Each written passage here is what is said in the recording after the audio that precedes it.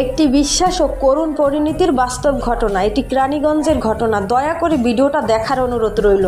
আপনাদের সাবধানতার জন্যই এই ভিডিওটা করা। সম্পর্কের শুরু ও বিশ্বাস।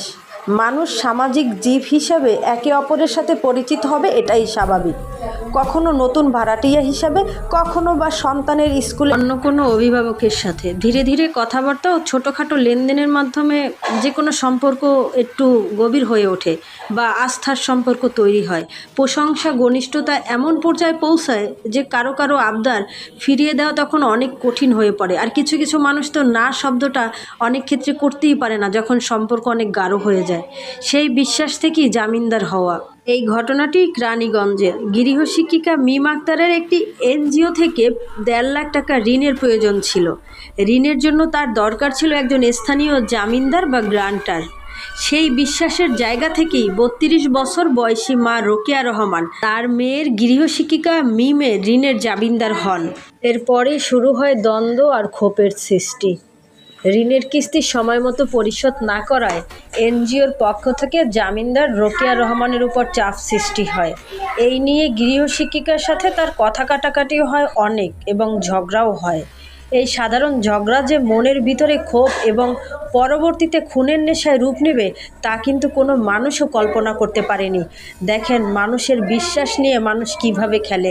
25শে ডিসেম্বর বিকেলে রোকেয়ার মেয়ে ফাতিমা ওই গৃহশিক্ষিকার বাসায় আবারও পড়তে যায়, কিন্তু সে আর ফেরেনি। ওই বাসাতেই তাকে নির্মমভাবে হত্যা করা হয়। এরপর মেয়ে অসুস্থ এমন মিথ্যা খবর দিয়ে মা রোকেয়াকে ডেকে নেওয়া হয়। সন্তানকে বাঁচাতে গিয়ে মাও আর ফিরে আসেনি বাড়িতে। যখন জানা যায় যে মা ও মেয়ের লাশের পাশেই ঘাতকরা 21 দিন ধরে স্বাভাবিক জীবনযাপন করছে, শেষ পর্যন্ত লাশের পচা দুর্গন্ধ ছড়িয়ে পড়লে এই লোমহর্ষক সত্যটি সবার সামনে চলে আসে। একটি সাক্ষ্য, সামান্য একটু সাহায্য আর অন্ধ বিশ্বাস, এর বিনিময়ে ঝরে গেল 2টি তাজা প্রাণ।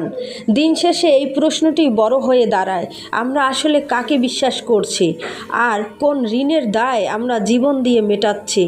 আল্লাহ তাআলা আমাদেরকে হেফাজতে রাখুক। জানি না কখন কোন ভুল ভ্রান্তিতে মানুষকে বিশ্বাস করে আমাদের জীবনটাও চলে যেতে পারে। তাই এই ভিডিওটা আপনাদের জন্য, সাবধানতার জন্য। জীবনের মূল্য অনেক। আপনি মরে গেলে আপনার সন্তান অসহায়, স্ত্রী অসহায়। আমি শেষমেশ একটা কথাই বলবো, বিশ্বাস করা ভালো, তবে অন্ধবিশ্বাস না।